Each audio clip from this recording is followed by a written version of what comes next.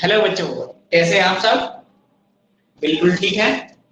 तो बच्चों, हमने पिछली क्लास में मतलब लास्ट क्लास में एक टॉपिक पढ़ा था जिसका नाम है, क्या नाम था? जिसका नाम था इम्प्लांटेशन, यानी जिसको हम बोलते हैं अंतररोपण। ठीक है। हमारा जो चैप्टर है वो चल रहा है 12th का मानव जनन, ह्यूमन रिप्रोडक्शन। ह्यूमन रिप्रोडक्शन की ये जो है लगभग 2 और लेक्चर बचे हुए हैं, उसके बाद चैप्टर कंप्लीट हो जाएगा। उसके बाद हम एमसीक्यू करेंगे। ठीक है बच्चों, तो चलिए हम क्लास को आगे बढ़ाते हैं और देखते हैं कि आगे क्या होता है। ठीक है, तो हमें आगे देखने के लिए, आगे वीडियो देखने के लिए आप बने रहें साथ में। ठीक है, और वीडियो को लास्ट तक देखें। चलिए बेटा, हम क्लास को स्टार्ट करते हैं। लास्ट क्लास में हमने पढ़ा था क्या? इम्प्लांटेशन, यानी जिसको हम बोलते हैं सहगर्भता।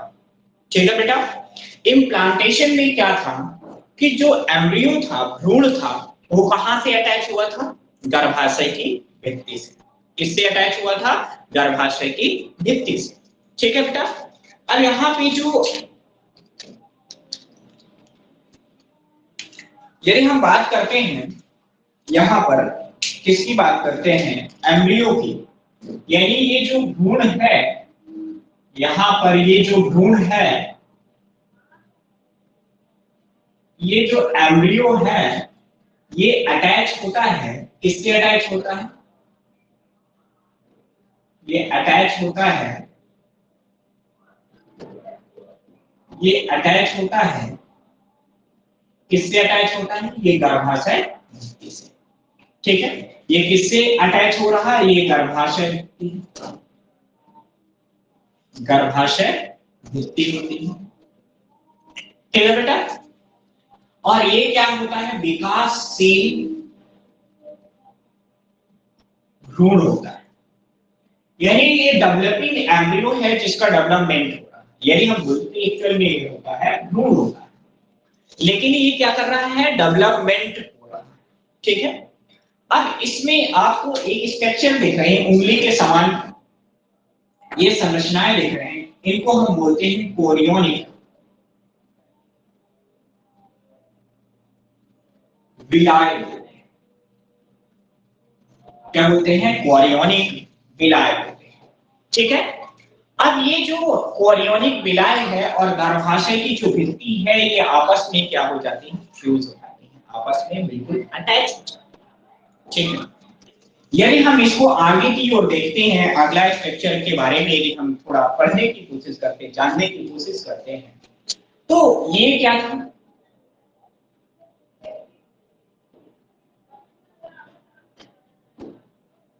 अब यहां पे देखिए,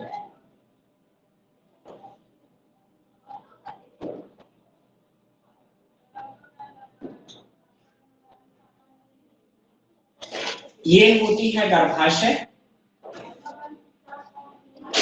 ये गर्भाशय होता है। ठीक है, अब मान लीजिए यहाँ पर ये जो गर्भाशय है, गर्भाशय की भित्ति से मान लीजिए एम्ब्रियो आके यहाँ पर अटैच हुआ। अब ये जब अटैच हो जाता है तो एम्ब्रियो का और गर्भाशय के साथ एक स्ट्रक्चर फॉर्मेशन हो जाता है। अभी ध्यान रखना, ये कुछ ऐसा स्ट्रक्चर बनेगा।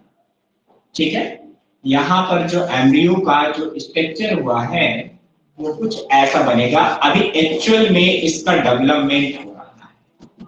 ठीक है, किसका डेवलपमेंट हो रहा? भ्रूण का क्या हो रहा बेटा? डेवलपमेंट हो रहा।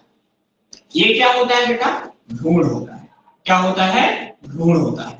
ठीक है, ये क्या होते हैं? गर्भाशय भित्ति होती है। क्या होती है? गर्भाशय भित्ति होती है। क्या होती है बेटा? गर्भाशय भित्ति होती है, यूट्रस वॉल। ठीक है, ये बेटा भ्रूण होता है, ये गर्भाशय की भित्ति। ठीक है, अब ये जो भ्रूण है और गर्भाशय की भित्ति है, ये आपस में फ्यूज हो गई है। अब जब आगे की ओर इस भ्रूण का विकास होता है, यहाँ पर एक इस तरह से स्ट्रक्चर बन जाता है, कॉर्ड लाइक स्ट्रक्चर बन जाता है बेटा। और इस कॉर्ड लाइक स्ट्रक्चर जो है, ये कोरियोनिक जो विलाय है, इसको हम क्या करते हैं, क्या करने लगते हैं,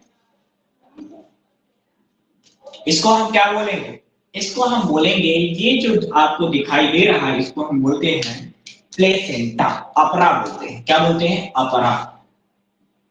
हिंदी में अपरा, इंग्लिश में प्लेसेंटा।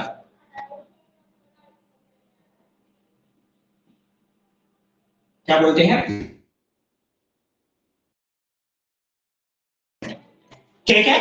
ये जो होता है वो क्या होता है, बन रहा है, ये जो कॉर्ड लाइक स्ट्रक्चर बन रहा है उसको हम बोलते हैं अपरा। यानी मां के भित्ति और भ्रूण के बीच, मां की भित्ति और भ्रूण के बीच एक कनेक्शन बन जाता है, एक लिंक बन जाता है, एक कनेक्टिंग लिंक बन जाता है। इस कनेक्टिंग लिंक को हम बेटा बोलते हैं अपरा बोलते हैं। क्या बोलते हैं, अपरा, जिसको हम बोलते हैं प्लेसेंटा। क्या बोलेंगे, प्लेसेंटा। इतनी चीजें समझ में आई कि नहीं? बेटा यहाँ पर क्या हुआ था, इम्प्लांटेशन पूरा हुआ था, जिसको हम बोलते हैं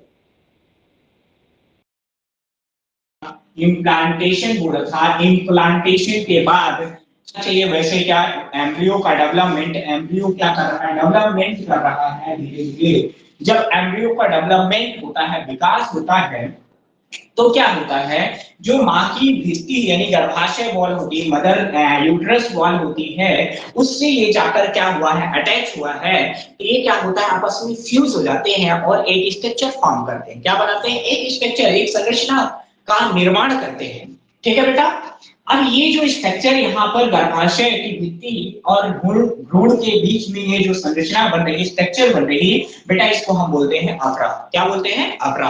अपरा को हम क्या बोलते हैं, प्लेसेंटा बोलते हैं। ठीक है। ये एम्ब्रियो है, ये क्या है, एम्ब्रियो है, भ्रूण है।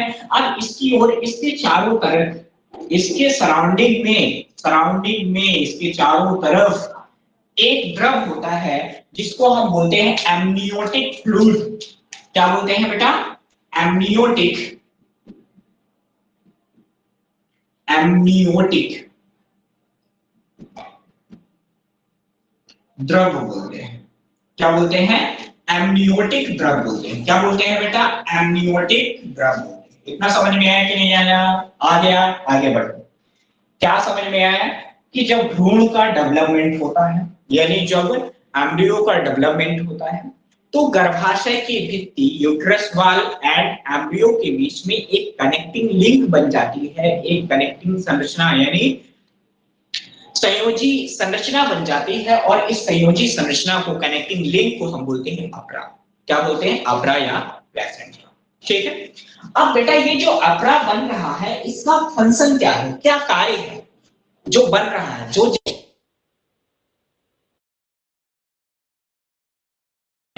जो हमारे लिए, हमारे बॉडी के लिए, हमारे यानी एम्ब्रियो है, भ्रूण है, उसके लिए क्या जरूरत है। ठीक है।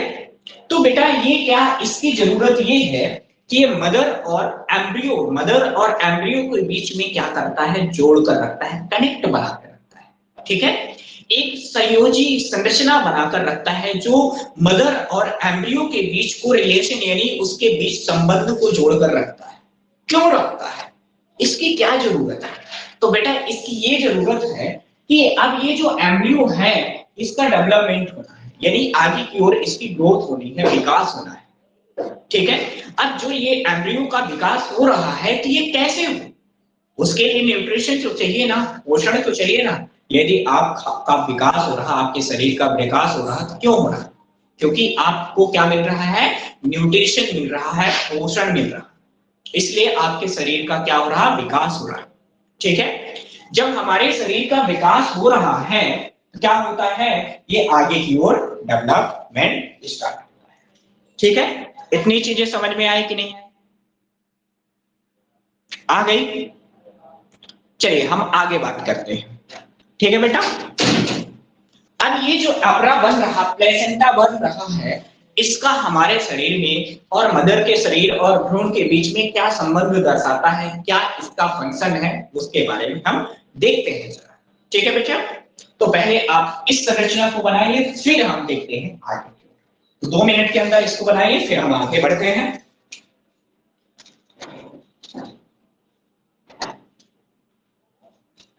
जल्दी बनाइए, जल्दी, क्विक फास्ट।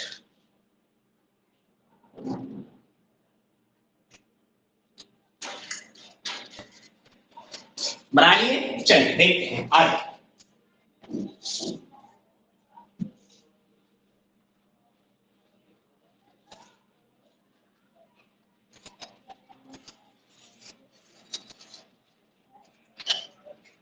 अब मान लीजिए हम प्लेसेंटा की बात करें, किसकी बात करें? प्लेसेंटा।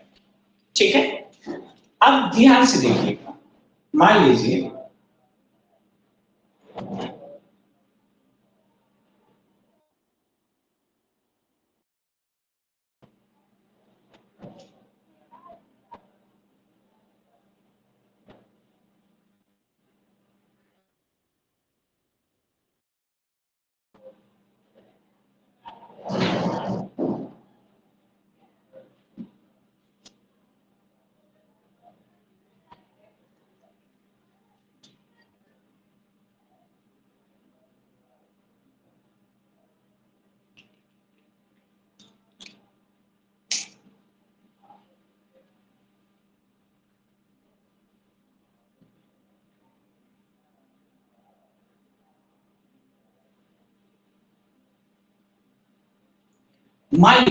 ये क्या है? यूट्रस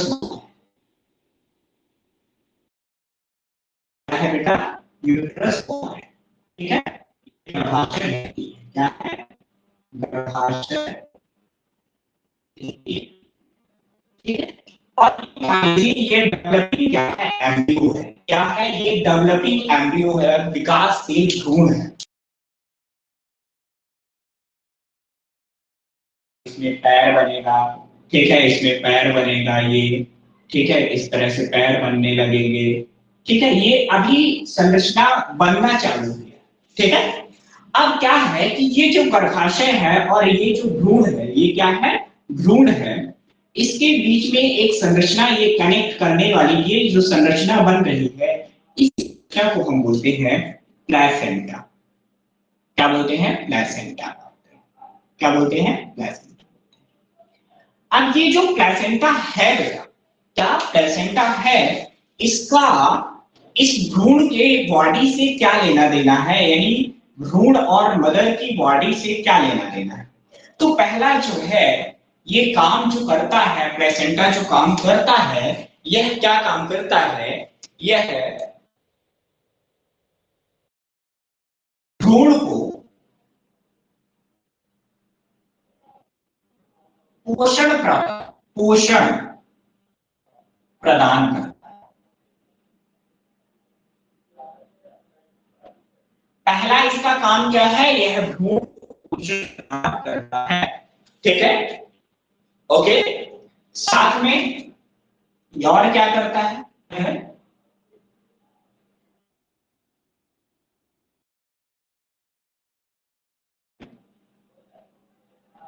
प्रदान करता है। ठीक है, मतलब जो पोषण है, न्यूट्रिशन है, वो भ्रूण को कौन दे रहा? प्लेसेंटा दे। कौन दे रहा बेटा?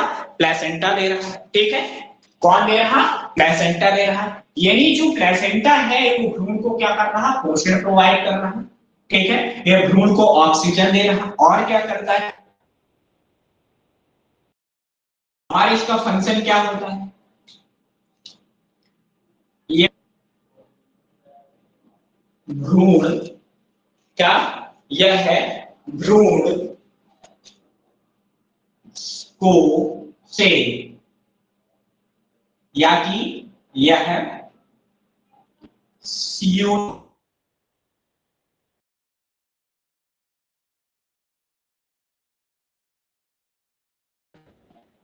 पदार्थों का आदान प्रदान करने कार्य करता है। ठीक है, और ये काम क्या करता है? यह है भ्रूण में CO2 एवं उत्सर्जी पदार्थों का आदान प्रदान, यानी जो भ्रूण और मदर के बीच में एक्सक्रीटरी प्रोडक्ट का आदान प्रदान हो रहा है, उसको कौन करता है? उसको करता है प्लेसेंटा। कौन करता है बेटा? प्लेसेंटा करता है। कौन करता है? प्लेसेंटा करता है। कौन करेगा? प्लेसेंटा कहेगा। इतना समझ में आया कि नहीं? ठीक है, इतनी चीजें समझ में आएगी। अब इसको आगे देखिए।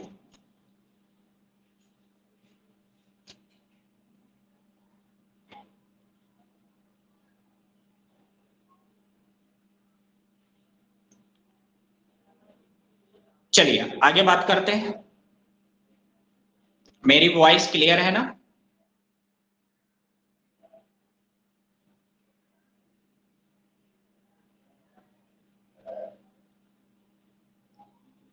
ओके, चलिए हम आगे देखते हैं। यदि हम आगे बात करते हैं तो भ्रूण और प्लेसेंटा के बारे में हम और क्या बातें कर सकते हैं। अब देखिए क्या होता है।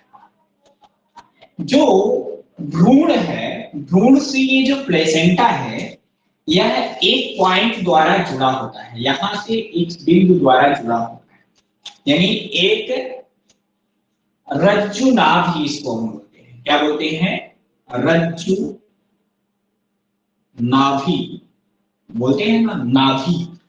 ठीक है, एक रज्जु नाभि, इसको हम बोलते हैं अम्बिलिकल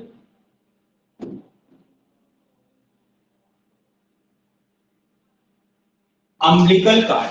क्या बोलते हैं? अम्बिलिकल कार्ड बोलते हैं। क्या बोलते हैं? अम्बिलिकल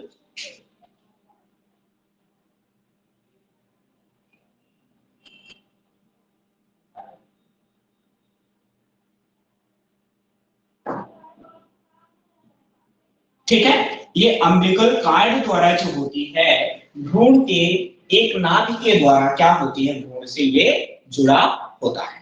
ठीक है, जिसको हम बोलते हैं रज्जु नाभि बोलते हैं। क्या बोलते हैं बेटा? रज्जु नाभि बोलते हैं। ठीक है, अब इसका काम क्या होता है? यह भ्रूण को क्या करता है? पदार्थों के आदान और प्रदान में क्या करता है? हेल्प करता है। यह भ्रूण में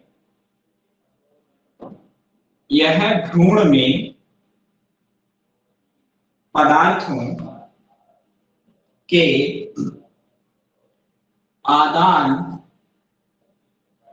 प्रदान में सहायता प्रदान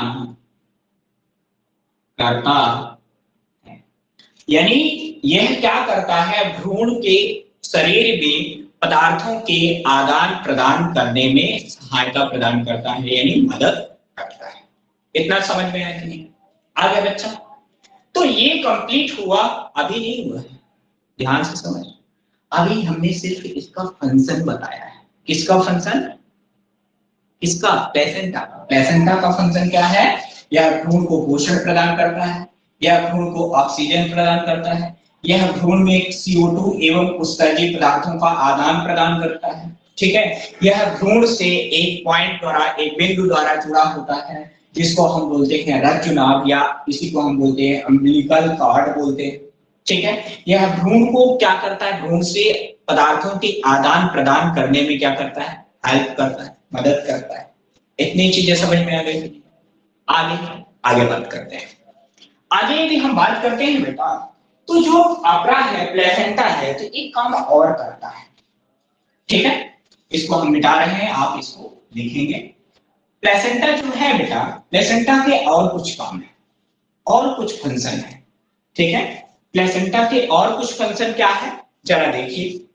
अब ये जो प्लेसेंटा है, इसका और जो फंक्शन है, यह एक तरह के, प्लेसेंटा जो होता है एक तरह का अंतर स्त्रावी ग्रंथि का कार्य करता है। एक एंडोक्राइन ग्लैंड का कार्य करता है। किसका कार्य करता है? Endocrine gland. किसका काम करता है? एंडोक्राइन ग्लैंड का कार्य करता है। ठीक है, प्लेसेंटा क्या होता है? अंतःस्रावी ग्रंथियों का कार्य करता है, एंडोक्राइन ग्लैंड्स का कार्य करता है। किसका कार्य करता है बेटा? एंडोक्राइन ग्लैंड्स का कार्य करता है। ठीक है, ये जो प्लेसेंटा होता है, ये प्लेसेंटा जो होता है, यह कौन कौन से, यह कुछ हार्मोनों को स्रावित करता है, जैसे HCl ठीक है, ह्यूमन कोरियोनिक, ठीक है, क्या क्या, human chorionic HCG, human chorionic gonadotropin, gonadotropin, ठीक है, क्या, ह्यूमन कोरियोनिक गोनाडोट्रोपिन, ठीक है। एक होता है HPL, ह्यूमन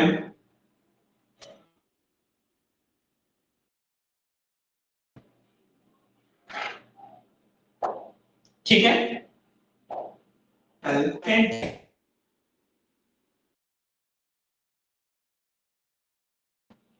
ठीक है, human placental, placental lactogen, human placental lactogen. ध्यान रखना, यह जो होता है एक एंडोक्राइन ग्लैंड की भांति कार्य करता है, एंडोक्राइन ग्लैंड की भांति करता है। यह दो hormone HCG human chorionic gonadotropin, HPL human human placental lactogen, और एक होता है रिलैक्सिन, ठीक है। एक क्या होता है, रिलैक्सिन, क्या होता है, रिलैक्सिन, या फिर एक होता है प्रोजेस्टेरॉन। कौन सा हार्मोन होता है, प्रोजेस्टेरॉन, प्रोजेस्टेरॉन, ठीक है, और प्रोएस्ट्रोजन, प्रोजेस्टेरॉन और एस्ट्रोजन, ठीक है, आदि का स्त्रावण करता है, ठीक है। साथ में और हार्मोन का स्त्रावण करता है, इनका साथ में करता है, साथ में रिलैक्सिन हार्मोन का स्त्रावण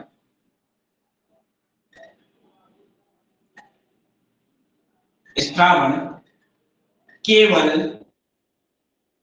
प्रेगनेंसी, जिसको हम बोलते हैं सहगर्भ के समय स्त्रावित होता है। इतना समझ में आया कि नहीं है? यहां पर बेटा क्या है, HCG, HPL, प्रोलैक्टिन, एस्ट्रोजन आदि हार्मोन का स्त्रावण होता है। इसमें जो होता है रिलैक्सिन हार्मोन का स्त्रावण केवल प्रेगनेंसी में होता है, जब यानी प्रेगनेंसी का टाइम होता है, सहगर्भता का टाइम होता है, केवल जब ही होता है, ठीक है। और क्या होता है यहां पर, और जो हार्मोन होते हैं कौन से, इनके अलावा दूसरे जो हार्मोन कौन कौन से होंगे, यानी इनके अलावा जैसे एस्ट्रोजन है, प्रोजेस्टेरॉन है, कार्टिसोल है, ठीक है, कौन कौन से, इसके अलावा अलावा दूसरे हार्मोन जैसे prolactin,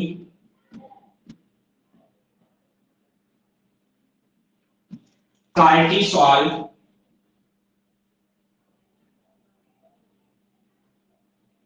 thyroxine, thyroid, sorry thyroid, ठीक है, प्रोजेस्टेरॉन, प्रोजेस्टेरॉन, एस्ट्रोजन, ठीक है। इतने हार्मोन का जो स्त्रावण होता है,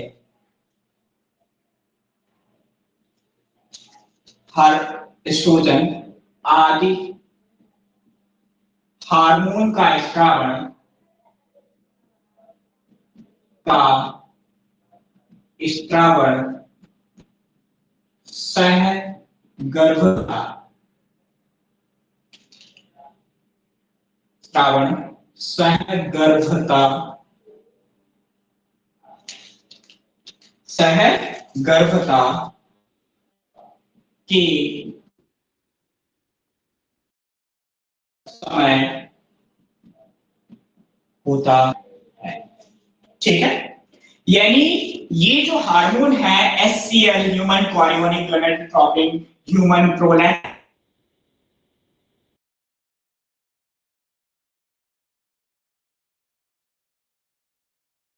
में ये रिएक्शन करता है, कब करता है? प्रेगनेंसी के टाइम में, जब प्रेगनेंसी होती है जब करता है।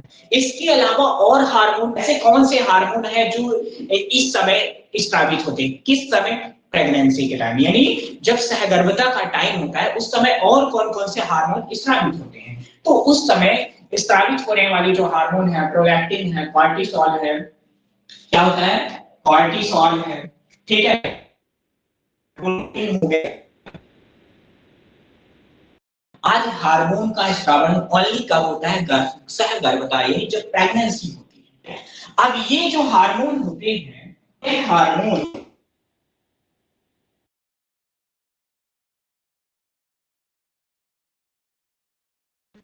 भ्रूण को बढ़ाने एवं माता